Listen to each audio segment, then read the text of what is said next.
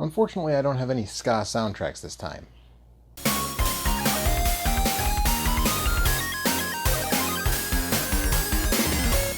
Here's 5 reasons. Hey folks, I'm Roger Retrogaming Puppet. This is 5 reasons, and well, hey, we're having a PlayStation celebration around these parts, so you know what that means. Time for me to run down 5 more games that never left the platform. We've talked a lot about the PS1's history. In the first 5 reasons episode I did about the PS1, in the Toshinden episode of SNDG, and just a couple weeks ago in a Twisted Metal episode of SNDG, so I'll keep it short. The PS1 is still one of the best-selling game consoles of all time, with a library in excess of 3,000 games across all territories. And while Sony's not terrible about reissuing old games on PlayStation Network, especially during the PS3 era, there are still a ton of games that are exclusive to the platform. So let's not mess around. Here's 5 more reasons to own a PS1. Or any other piece of Sony hardware that will play PS1 games.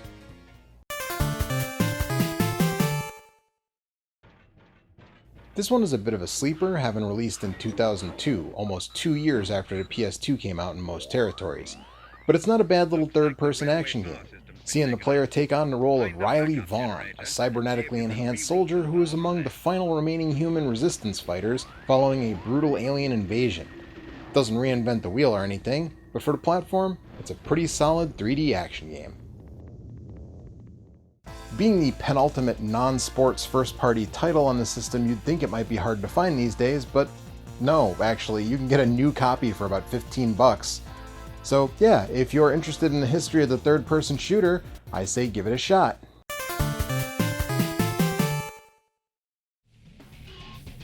The PlayStation was home to many multi-platform grapplers, which has become the standard these days. Almost no wrestling game finds an exclusive home on any format now, but the PS1 still had a fair number of wrestling games that did remain exclusive to it. And arguably, the 2 best are the WWF SmackDown games from Yuke's, who only recently stopped making WWE games. For this list, I'm talking about the first one because, well, it's the first one. While it can't stack up to the AKI grapplers over on the N64, it's still a solid, easy-to-learn, and fast-paced pro wrestling game. And while it lacks a robust Create a Wrestler mode, it still has a pretty good season mode, one of the first, and of course a roster to please any fan of the Attitude Era. Surprising no one familiar with them, wrestling games tend not to hold their value, so you can expect to find this one in the $10 orbit these days. And, well, yeah, it's been surpassed by its sequels and other wrestling games since. It's a fun blast from the past, especially if you were a fan at the time.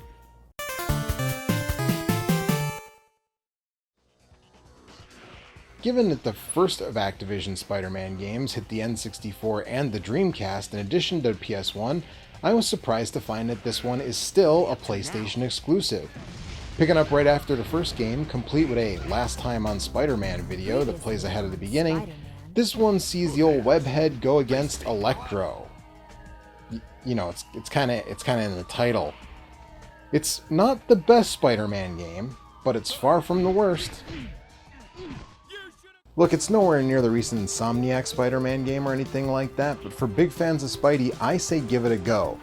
Though I will say I was honestly a bit surprised at the price. We got ours for, no kidding ya, $1 at a flea market a couple years ago, and now it seems to be in the $15 to $30 range depending on the condition. And yeah, well, if you're not a huge fan of the webhead, that may not be worth it, but if you are, I say check it out.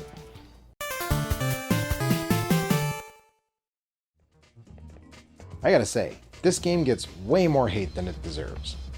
We didn't play it for years because reviews at the time were so harsh, but this is actually a pretty fun 3D brawler. Jackie Chan lends his voice and his likeness, and even consulted on the stunts and fighting. The controls aren't as smooth as Die Hard Arcade or anything like that, but still, the different stunts you have to do to collect bonus icons, and the different fighting moves that weren't super common in its contemporaries, all make for a good time. Look, if you're a fan of Jackie Chan and you haven't played this game, you gotta make the time. Unfortunately, it is a bit expensive. It's the most expensive game on this list at around $50, and, well, Yeah, maybe it's worth checking out via other means, but if you're a huge Chan fan, it's probably worth it.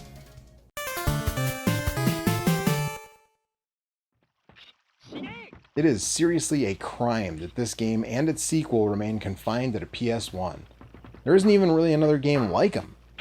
This is the first game I remember being marketed as a realistic fighting game. It sees the player choose from 6 characters and a variety of weapons to cut each other down in a variety of locales, the first of which is a massive compound that you can run around, and you can even end fights by escaping your opponent.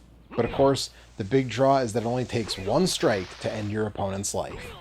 Some critics at the time complained about this, saying fights were too short, but when they're good, they're so tense. I remember spending a lot of time with this one and its sequel, playing with friends, trying to unlock Katsa, the hidden character who uses a gun, and just having a blast. One of the truly unsung games of the era. Apparently there's an indie game called WWF Blade that's in the works that aims to be a spiritual successor to Bushido Blade, but, well, I've been burned before, so I'm reserving judgment until it's out. But in the meantime, if you want to play Bushido Blade, it's actually, well, cheaper than Stuntmaster, but still a pretty expensive game for this list, but worth every penny. Absolutely the best game I've talked about today. And if you're into samurai, or ninjas, or sword fighting, or just really unique fighting games, you gotta check this one out. And that does it. I'm Roger the Retro Gaming Puppet, and I'll see you next time, right here on 5 Reasons. Hey folks, it's Joe, and I just want to thank you for listening to Roger talk about 5 more PS1 exclusives. And I gotta say, if you enjoyed what you saw, please do all of the things: the liking, the commenting, the sharing, the subscribing if you haven't done that already, the ringing the stupid bell to make sure you get notifications whenever a new video goes live. If you really enjoyed the show, please consider supporting in a more direct way, either on Patreon or with a YouTube membership. Just $1 per video gets you early access, your name here with all these cool people, and more. You can also buy merch. There's a link in the description for that, as well as affiliate links to small businesses. No Amazon affiliates here. If you want more PlayStation talk, on the left is the playlist for the PlayStation Celebration, and on the right is the first 5 reasons on PlayStation games.